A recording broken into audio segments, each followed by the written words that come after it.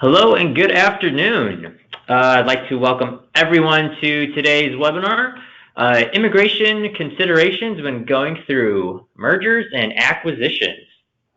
So excited for this one, and as always, thank you for being here today. I'm not hearing them now, but if you hear any jets in the background, that's because the Air and Water Show practice here in Chicago is in session, so don't be alarmed if you hear any jets zooming by our office here in downtown Chicago. A reminder that today's session will last for about 45 minutes, and that includes question and answer session. So if you do have a question, if you do have a question, please type that into the GoToWebinar control box that you see on the right-hand side of your screen, and we'll try to get to that question during the Q&A session. Also, this webinar is being recorded, and you'll receive a link to download the recording tomorrow afternoon. You will also receive a link to download the slide deck. All right, so for nearly 20 years, Envoy has been on a mission to fix the frustrating, confusing, and inefficient immigration process. Envoy combines expert legal representation with innovative technology to deliver the only platform that makes it seamless for companies to hire, mobilize, and manage a global workforce. Envoy secures work authorization in over 150 countries, has grown 41% year over year, and works with over 1,000 customers. We are particularly proud of our NPS score, which is a testament to the employee experience that we provide. And introducing today's main presenter, I'd like to welcome Ann Walsh, a managing attorney at Global Immigration Associates. In this role, Ann provides counsel for companies ranging from startups to Fortune 500 corporations and their foreign national employees.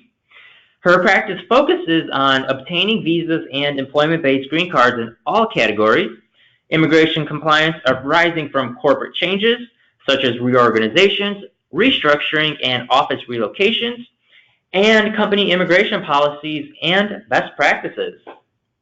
And works with clients in several industries, including software, cloud technology, manufacturing, and electronics. And thank you so much for joining us this afternoon. Thank you. Happy to be here. Awesome. And before I turn it over to you, just want to provide a brief look at today's agenda for our audience. Just starting with some brief background detail on mergers and acquisitions, and then hearing you to discuss immigration plus mergers and acquisition, going over some non-immigrant work visas, green cards, and then as I mentioned at the start, some Q&A. And as always, content in this presentation is not intended as legal advice. For additional information or if you have questions, please consult with an Envoy affiliated attorney or another qualified professional. All right, so let's discuss some merger and acquisition background. Just starting with high-level overview concepts. Mergers and acquisition. You can say two different definitions here. Merger is when two companies merge to form a single new entity, whereas an acquisition, a purchasing company takes over the selling company and clearly establishes itself as the new owner. Other corporate changes can include spin-off, downsizing, name change, and office relocation. And during the lead up to this webinar, a very, very detailed and interesting report from Deloitte came out. There's a link here on the slide that when you receive the slide deck, it'll take you to that full report. I just wanted to highlight that in that report, Deloitte found that 79% of respondents expect an increase in the number of deals, M&A deals, over the next 12 months. So there's a lot of deals going on. 2018 had quite a few. 2019, there's already been some in the news, as I'm sure our audience is aware of. But the one aspect of M&A that we really want to focus on here is, if we take a look at this slide, and this is also from that Deloitte report, is due diligence. And this slide here shows some top reasons why M&A transactions have not generated expected value. So falling within the due diligence is immigration considerations. So Anne, this is where I'm going to turn it over to you to kind of discuss what those considerations are and what our attendees should know about immigration when going through mergers and acquisitions. Sure, absolutely. So as Eric said, our intention today is to discuss immigration in mergers and acquisitions generally. Obviously, a lot of this corporate activity can include hundreds of millions of dollars, potentially even billions of dollars. So there are plenty of very detailed intricacies that can be involved, but it is helpful and hopefully valuable to you to join today to, if anything, keep immigration in the merger and acquisition discussion present in your company. That's always really important to consider that there are immigration consequences to mergers and acquisitions. So talking a bit about due diligence that is required, when we learn of a potential merger and acquisition, and as an immigration attorney, our request to our company clients is that we learn early. It may be that the deal is simply a discussion and certainty about it passing is certainly unclear. That's absolutely fine. We want to be brought in at the earliest possible point to discuss potential consequences should the deal go through. So common questions that an immigration attorney will ask of company corporate counsel include, how will this deal be structured? What is being purchased in this deal? For example, is the deal a stock acquisition of the entire selling company, or instead is it an asset sale where the purchasing company is buying only equipment, potentially other inventory or customer list? So we'll need to know what is being purchased or planned to be purchased in this deal. We will also ask, what is the corporate organizational chart going to look like once this deal is complete? It's really useful to see the corporate organizational chart as it exists prior to the deal, and then the projected organizational chart planned once the deal would go through, for us to compare the two and assess whether there will be any implications to immigration with those changes.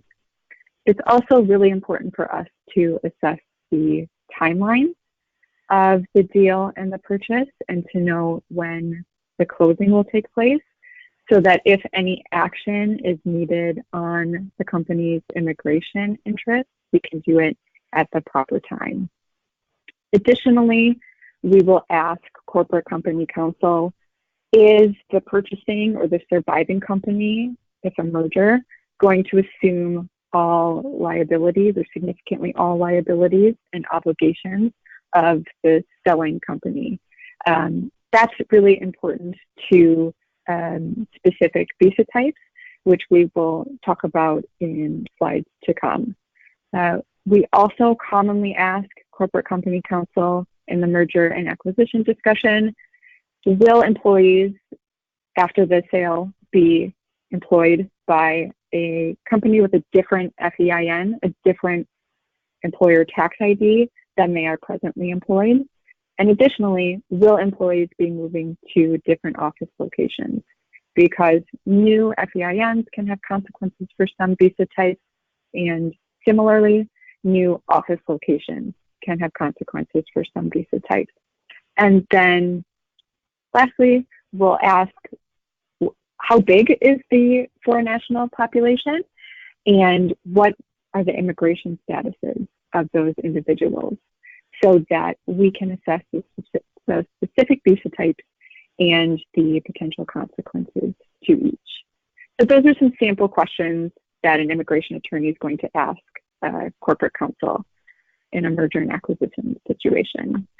Further, other topics that need to be assessed within merger and acquisition due diligence in the immigration perspective include any prior immigration, customs enforcement, U.S. Citizenship and Immigration Services, or Department of Labor investigations that have gone on with the selling company or either of the companies going through a merger.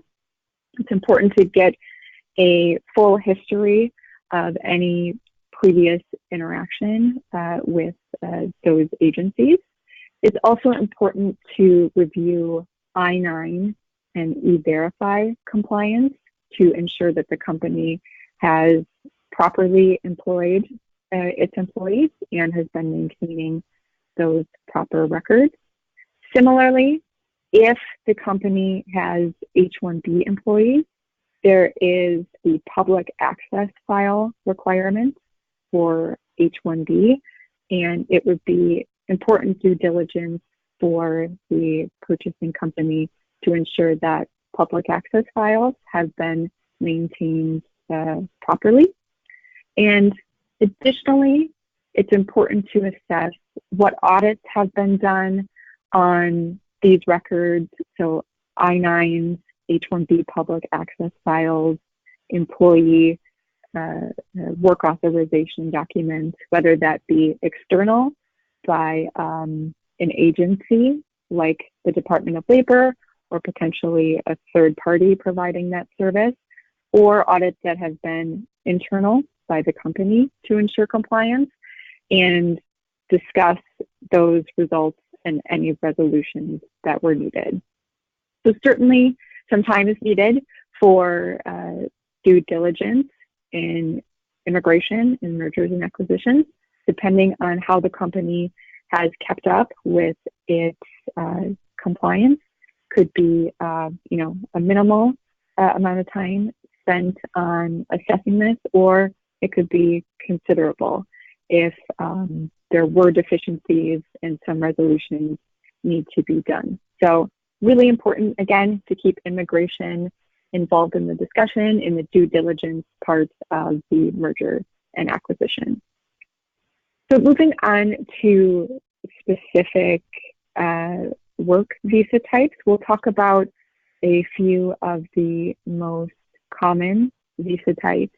And so again, to reiterate, before the deal is finalized, it's really important that the purchasing company or the merging companies assess the foreign national employee population to determine whether action needs to be taken before the deal goes through, or once the deal is through, if action will be needed to maintain any employees who are on visas, because certainly many of those employees can be highly valued to the organization, and we want to be sure that they have continuous work authorization post the deal closing. So starting with the H-1B. The H-1B is a really common visa type if you have a foreign national employee population. It is called the specialty occupation visa. That means that the position requires at least a bachelor's degree in specific fields of study, and the employee has that degree or related degree to be able to qualify. The regulations speak directly on mergers and acquisitions for H-1Bs at Section 214C10 of the Immigration and Nationality Act. The regulations say, an amended H-1B petition shall not be required where the petitioning employer is involved in a corporate restructuring, including but not limited to a merger, acquisition, or consolidation, where a new corporate entity succeeds to the interests and obligations of the original petitioning employer, and where the terms and conditions of employment would remain the same, but for the identity of the petitioner. So again, this language speaks to when an amended H-1B petition shall not be required from a merger or acquisition. So as noted in bold and italicized fonts, there are two interests within this regulatory text for us to assess. First is successor in interest, and that means that the buying company, the purchasing company, acquires substantially all of the rights, duties, obligations, and assets of the seller. So the purchasing company is taking on the selling company in most of its capacity. So if the merger or acquisition results in a successor in interest relationship, then we look also to, are the terms and conditions of employment remaining the same? And for H-1B, that's going to include the position that the employee is going to assume post the deal closing, the location where the employee is going to work, and the wage that the employee is going to earn. For H-1B, position, location, and wage are all of critical importance to compliance with the petition that you have initially filed. So all are very important in assessing whether an amended H-1B will need to be filed. If we can answer yes to both successor in interest and the terms and conditions of employment remaining the same, then no H-1B amendment will be needed. Instead, the obligation is for the employer to insert into the public access file a sworn statement attesting to the change in ownership and assumption of all obligations, liabilities, and undertakings arising from the labor condition application, the LCA. If the answer is no to it being a successor in interest and or the terms and conditions of employment remaining the same, then an H-1B amendment or a new H-1B as a change of employer will be filed. So that will be a completely different situation, and another H-1B must be filed for the foreign national employee beneficiary.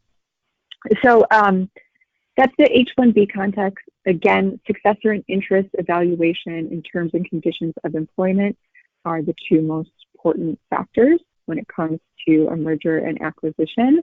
Additionally, though, when there is a merger or acquisition, it could be that the employee numbers are changing.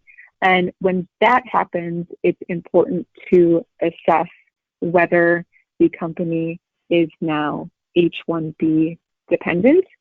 H-1B dependency relates to the number of employees, full-time employees, against the number of H-1B employees. And if an employer becomes H-1B dependent, there are additional obligations and attestations that the employer must make on the labor condition application, the LCA, and the I-129 petition. So really important through a merger and acquisition to assess employee numbers, if new, likely to be new, and whether the company now becomes H-1B dependent. So that's H-1B. Moving on to the L1, the L1A and the L1B. The L1 is the intra-company transfer visa. Persons qualify if they have been employed for 1 year abroad in the last 3 years prior to transferring to the United States for a company that has shared ownership with the U.S. company. So parent, subsidiary, affiliate, or branch would be the most common relationship that the companies share. So if through a merger or acquisition, the company structure is going to change, at the beginning of the presentation, I talked about assessing the corporate organizational chart. That would be really useful and valuable in the L1 context. We need to assess whether the L1 can continue as it exists Is eligibility still present? Do we need to file an amendment to the individual L1, or potentially if the company has a blanket L1, do we need to file an amendment to that blanket? So in order to qualify for an L1 post-merger or acquisition, there still must be at least one qualifying relationship between the U.S. employer and an office abroad. So whether that be parent, subsidiary, branch, or affiliate. Now, if the corporate change alters the organizational structure such that there is no longer a qualifying corporate relationship between the U.S. employer and a foreign entity, then the L1 employees are going to lose their eligibility. This would most commonly and obviously take place if the purchase is only for the U.S. entities and the global entities or non-U.S. entities are left out and are no longer sharing common ownership with the U.S. entity. So if that would take place, it's certainly really important to identify that change early and assess if employees are on L1s. If they are, is there an alternative visa that we could move them to, such that we don't disrupt work authorization for any of the company's employees? And to note, oftentimes L1 employees, especially L1A managers and executives, are very high-level employees within a company. So we do want to be sure that L1 assessment is done early and is done carefully. For individual L1s, so persons who do not pursue the L1 through the company's blanket approval, and I'll touch on that in a minute. If the qualifying relationship between the U.S. employer and the foreign employer has changed, an amendment may be needed for that individual L1. So it's super important to assess that. For blanket L1s, the term blanket, if you're not familiar, is a bit strange. The blanket is pre-approval of the company entities and their commonly shared relationships, such that an applicant can skip applying with U.S. Citizenship and Immigration Services and can go directly to the embassy or consulate for approval. So for companies that are eligible for blankets, they are really advantageous in not only getting more approvals commonly, but getting them more quickly. And in a merger and acquisition, if there are changes to the company corporate organizational chart, then there will need to be changes to the L blanket to reflect how the relationships have changed, and very commonly that there are new entities to add. So company A acquires company B and then needs to put company B's entities onto company A's organizational chart. So it's very commonly done in a blanket amendment post-merger or acquisition. Then one thing to keep in mind is through a merger and acquisition and the L1 context, again, that's the intra-company transfer visa. So employment abroad for a company that shares common ownership. That employee, after a year, can then transfer to the United States. In a deal, the deal may open up opportunities to bring new key employees to the United States because experience with an acquired company counts toward the 1 year of employment abroad required for L1 eligibility. So to help facilitate changes, best practices, policies, post-mergers and acquisitions, you can use experience with an acquired company to count towards that 1 year of employment abroad to bring people to the United States to help facilitate the adjustments post the corporate change. So that's important to keep in mind, and often a good strategy to help the transition process for the company. So moving on to a few other visa types. the TN and the O1, TN is NAFTA, Mexico, or Canada, citizens of Mexico or Canada, defined in certain occupational categories. The O1 is the extraordinary ability visa. For these visa types, if a successor in interest is established, which we touched on in the H-1B context, and the job duties remain substantially the same, then generally no amended petition will be required from the merger and the acquisition. For the E1 and the E2, for some companies, these are not known because they're unusable. For other companies, they use them frequently. The E1 and the E2 is dependent on the company ownership having the same nationality as the visa holder. So if it's a U.S. company and it's U.S. ownership, there won't be the E1 and E2 eligibility. So in a merger and acquisition or acquisition, if the sale changes the nationality of the company because there's new ownership and these individuals no longer share the same nationality, then E1 and E2 visa holders likely will not qualify for those visas any longer, excluding the situation where you would have a dual citizen who may still qualify based on the secondary country of citizenship. So really important to carefully assess merger or acquisition in a company who uses E1 and E2 to evaluate post-deal closing what will be the nationality of the company and how do we accommodate employees on E1 and E2. Then for F1 students, you may have students who are employed with your company on CPT, which is concurrent work to study, or you might have students on OPT, which is work authorization post-graduation. For F1 students, it's important for them to be communicating with their designated school official on merger and acquisition activity.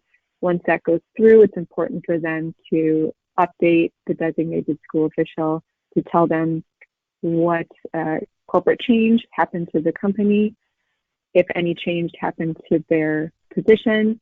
For students, it's important that their positions significantly relate to their fields of study. So that would have to be assessed if through the change, they're going to change their position. And additionally, for STEM OPT, so science, technology, engineering, math, employers must be E-Verify participants. So it's important that the surviving company evaluate whether it is going to participate in E-Verify, and if no, if it employs any students on STEM OPT. So all important considerations for a few other visa types. Again, my intention is only to bring these topics to the forefront and into your mind, such that if you hear your company is considering a merger or acquisition, you can speak up and let them know that Immigration Counsel must be brought in to assess consequences to these visa types. So those were a few of the most common non-immigrant temporary work visa types. We will touch on green cards as well, so permanent resident cards.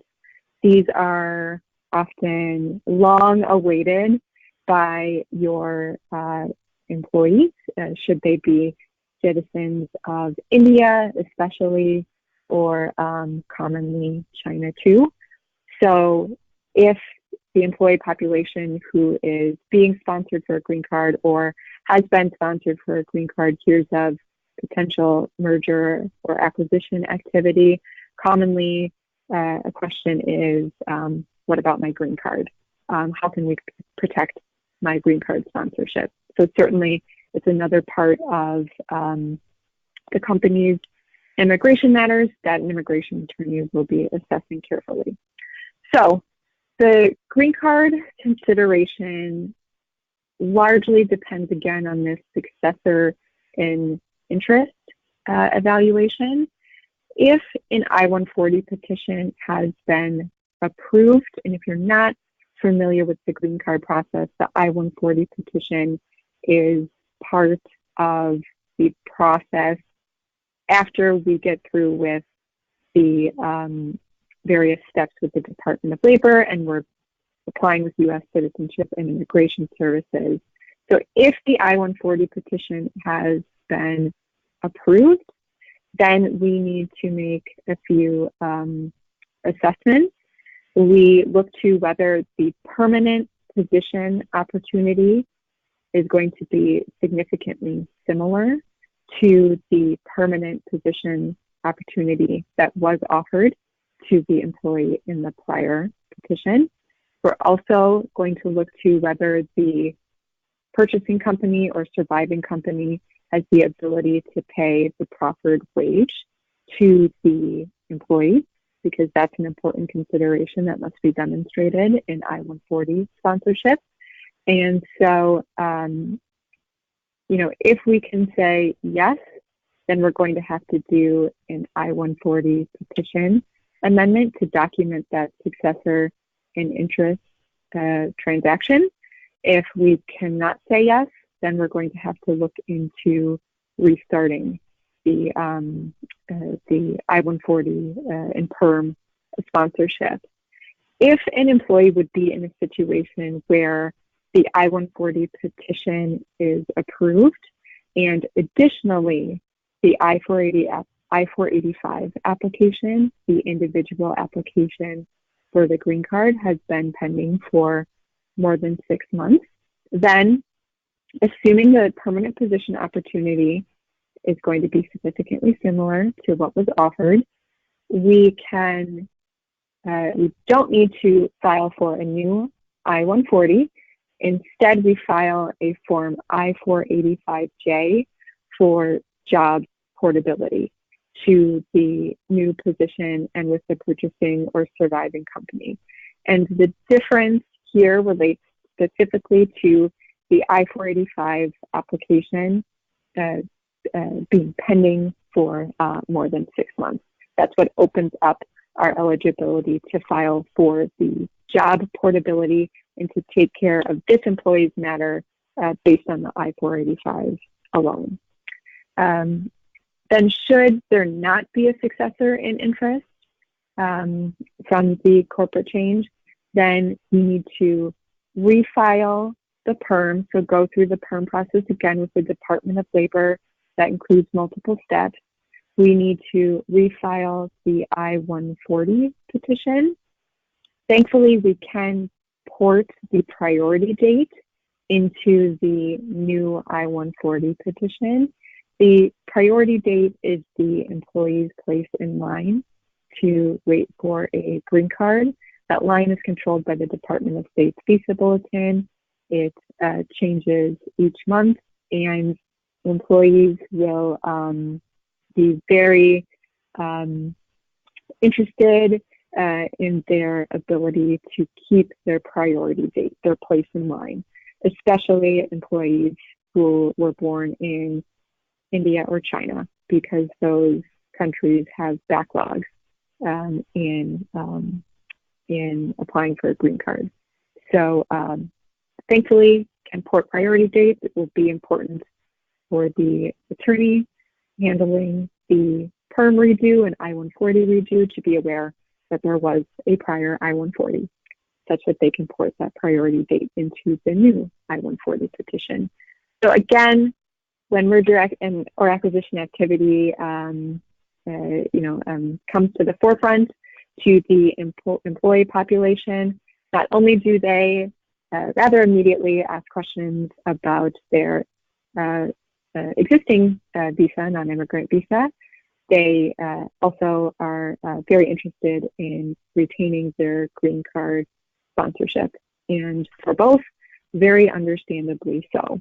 So again, make sure you have your immigration counsel involved so that your company can be supported and aware of changes, if any, that will need to be made or opportunities that will arise through the corporate restructuring, and also to, alleviate and answer questions from the foreign national employee population, because I can assure you that those questions will come quickly.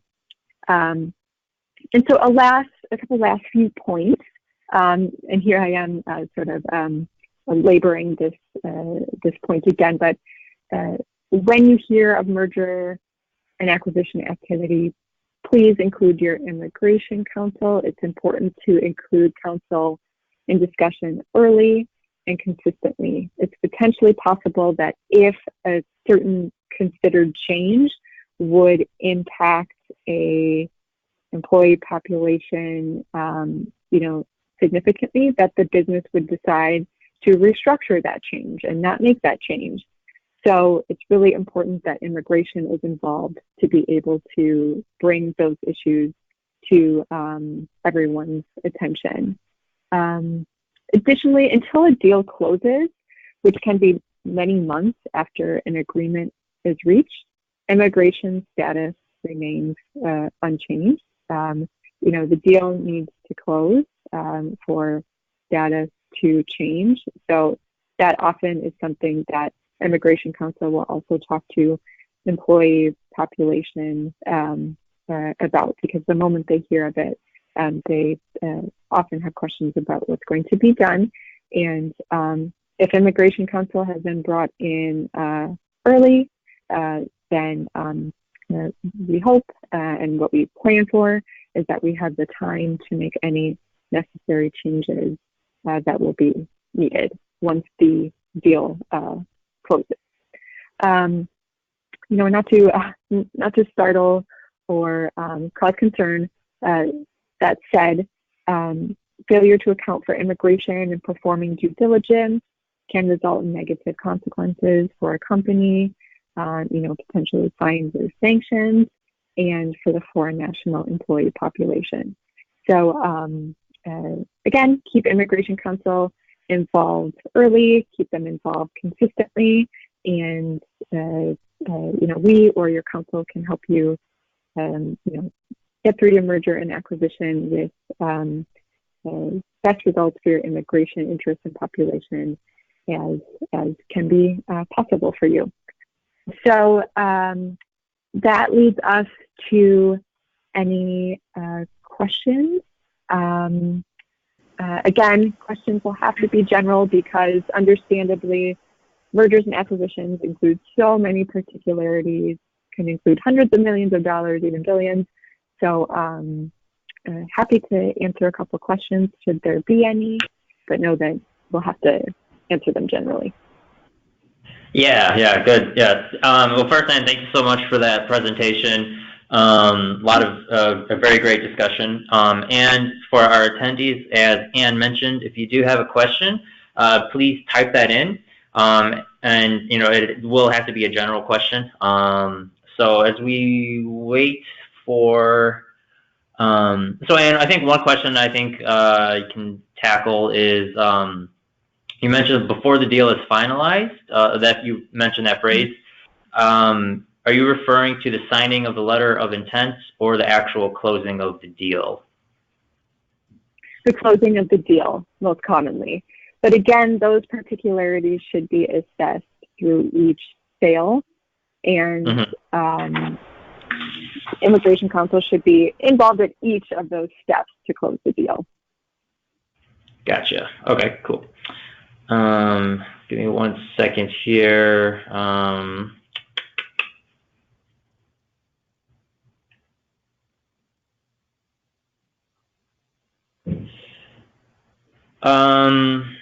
Let's see. And are there any matters to consider that would be different if you're dealing with international immigration versus U.S. immigration matters?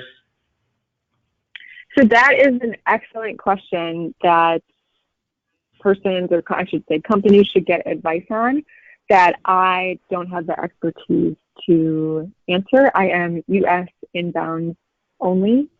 And so there very well may be consequences to entities outside of the U.S. should you have employees placed there. And for those questions and interests, I have to defer to persons who are experts in those countries. Gotcha. And I just typed you a question. I just want to have you take a look at it beforehand. Before our attendees,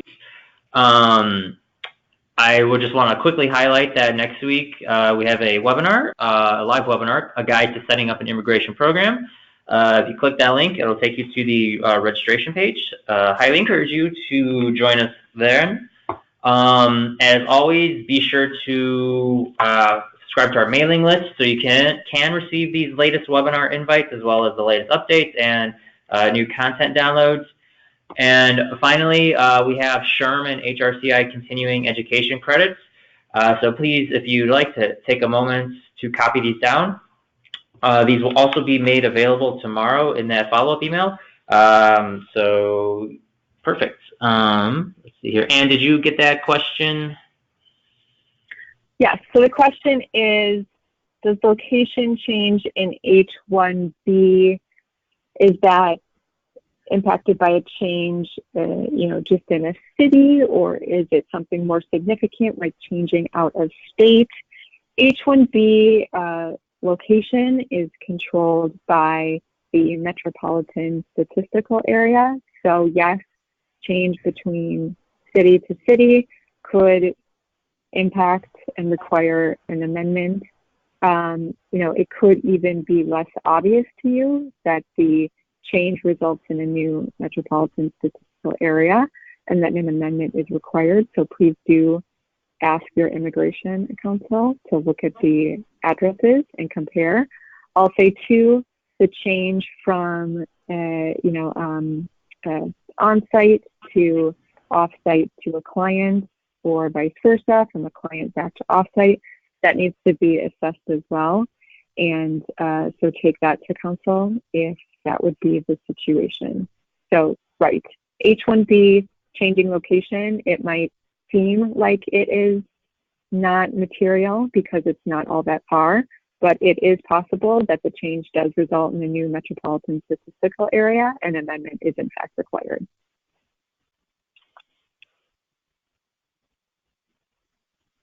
And I think we have time for one more question. Anne, I just sent it to you, so if you want to take a second to see if that's okay to quickly discuss. Sure. So the question is, how long ideally should the typical planning process take prior to the inception of a merger and acquisition? I'll say that, when it becomes a potential possibility within the company such that you are seeking out advice as to how this will work in the sale, what the consequences will be, bring it up to your immigration counsel right away. The earlier, the better. Immigration counsel would rather assess and give you information on the implications on a sale that doesn't end up happening than have a sale go through and be brought in too late and have there be consequences that we can't remedy or are significant to the business. So as soon as it becomes a topic of discussion within the business, I encourage you to bring in your immigration counsel then. Perfect. All right. So that's going to take us to about 1:44. So we're going to wrap things up there. Anne, thank you so much for the discussion. A lot of valuable insights there. I hope our attendees enjoyed this presentation. Again, tomorrow's follow-up email will include links to download this recording, the slide deck, and the continuing education credits.